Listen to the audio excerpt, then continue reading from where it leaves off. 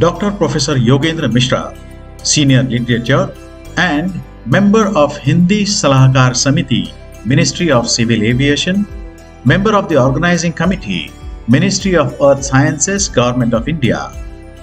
He has done his MA in different disciplines such as Hindi, Sanskrit, Linguistic Sciences, Translations, and Acharya Literature. Besides an MPhil and PhD in Linguistics, he has been a professor in different universities such as Bundelkhand University, Kendriya Hindi Sansthan, Pune University, Himachal Pradesh University, etc. His articles and poetries have been published in various magazines. Writing screenplays for Doordarshan, participating in 6 dozen national and international conferences, Dr. Mishra has been associated with Akashvani, Sahara, Aastha Channel and Doordarshan. He is credited for the creation of Rashtrabhasha Bhavan and organization of a seminar in Varanasi to mark the Azadi Ka Amrit Mahotsav. विश्व में व्याप्त कोलाहल से संतृष्ट मानव को मावली का और तुलसी का साहित्य ही अमृत ही चिरशांति प्रदाता है। दोनों ने मूल्यबोध पीठिका की स्थापना की। उनकी प्रपत्ति अलौकिक दृष्टि चिरकाम्य है। उनके साहित्य को मेरा व्यक्तिगत मानना है कि मावली का साहित्य वांग्मय और तुलसी का वांग्मय सनातन धर्म की चल विश्वविद्यालय है, चलते फिरते विश्वविद्यालय है, जिसमें पठन पाठन से प्राणी मात्र को कैवल्य धाम मोक्ष की उपाधि।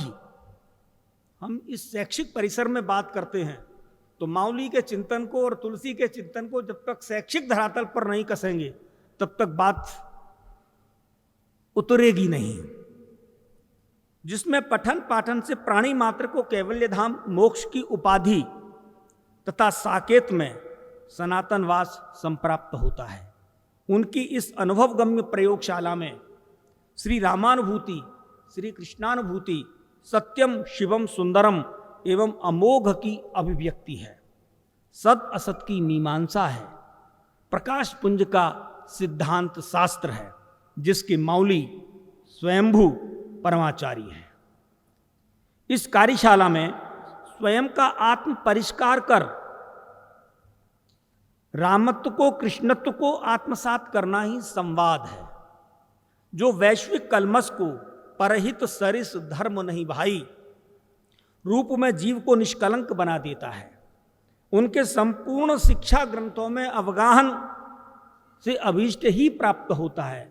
हम इंद्रायणी में नाक पकड़ करके गोता और डुबकी लगाते हैं, कुछ अनुभव आता होगा कि मन शुद्ध हो गया कि आत्मा शुद्ध हो गई।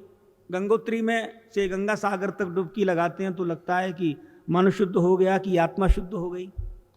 लेकिन हमें लगता है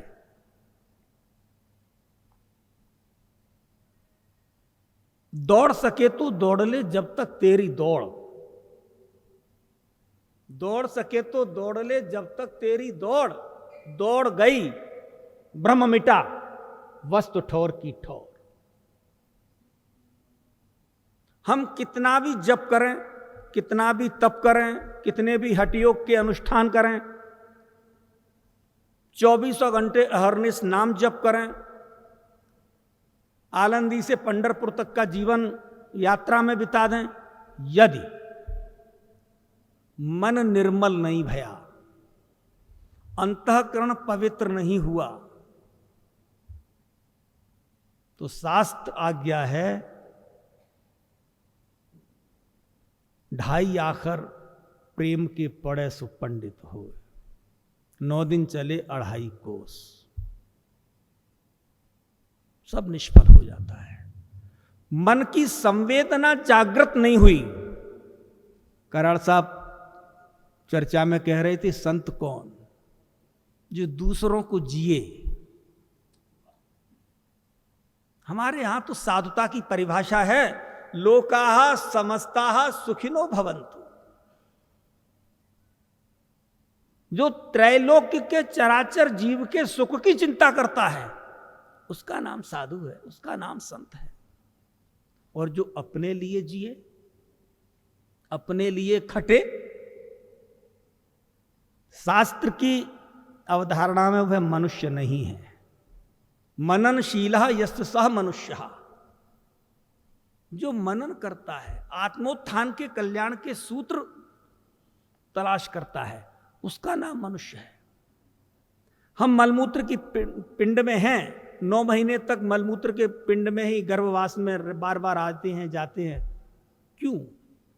कोई प्रयोजन होगा? कोहम अहम ब्रह्मास्मि, समाधान साथ है। अयम आत्मा ब्रह्म, जीवो ब्रह्मैव नापरा, एको हम द्वितीयो नास्ति। ये सारे सूत्र हमको कहां ले जाते हैं? अपदीपो भव, असतो मां सद्गमय, तमसो मां ज्योतिर्गमय, सा विद्या या विमुक्तये। ये वाक्य सुनने में बड़े अच्छे लगते हैं, लगने भी चाहिए, लेकिन मेरा व्यक्तिगत क्या इनसे संबंध है?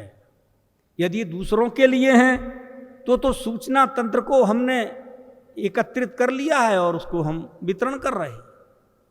इन सबका संबंध और इन सबका प्रयोजन सिर्फ और सिर्फ मेरे लिए है, क्योंकि मेरे आत्मकल्याण से ही जगत के कल्याण का मार्ग प्रशस्त होगा।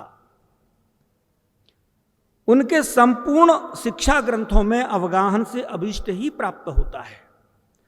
मनुष्य जीवन अभीष्ट की प्राप्ति की चिंता में अपने को गला देता है, अपने अहंकार का गलन नहीं करता, उसके दर्प को हम चकनाचूर नहीं कर पाते, उसको पुष्ट करते हैं। कारण मौली और तुलसी के साहित्य में गति तरंगों के द्वारा जीवात्मा को तन्मय, तदाकार तथा झंकृत करने की अपूर्व शक्ति है।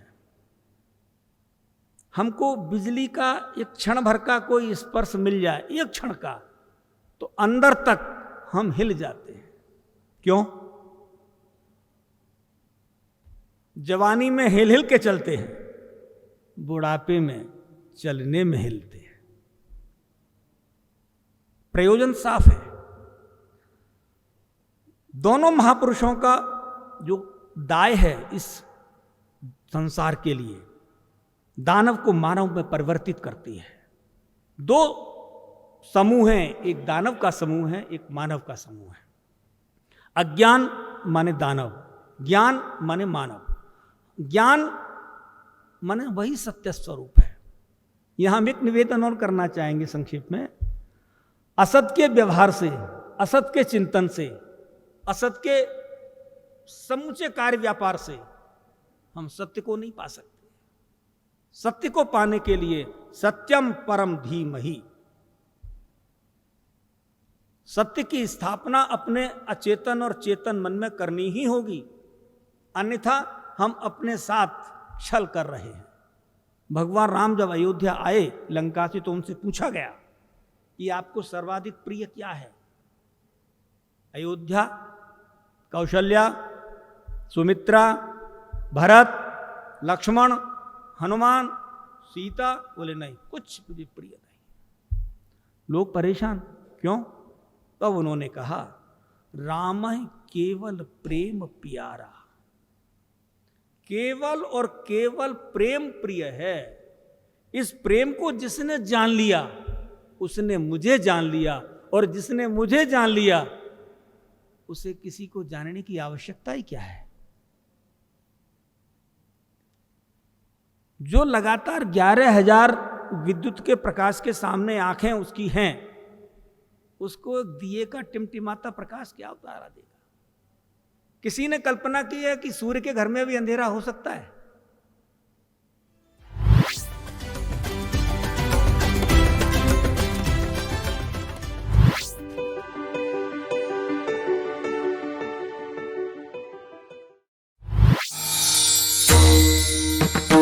समस्त बंधू भगिनी आणि वारकरी भाविक भक्तांनो, तत्वज्ञ संत श्री ज्ञानेश्वर श्री तुकाराम महाराज यांच्या नावाने आणि विश्वधर्मी प्राध्यापक डॉक्टर विश्वनाथ दास कराड यांच्या अथक प्रयत्नाने साकार झालेल्या या विश्वशांतीच्या घुमटातून भागवत वारकरी परंपरेचा हा ज्ञान विज्ञानाधिष्ठित अध्यात्मशास्त्राचा दिव्य संदेश संपूर्ण मानव जातीला सुख, समाधान आणि शांतीकडे घेऊन जाईल याचा आम्हाला विश्वास वाटतो.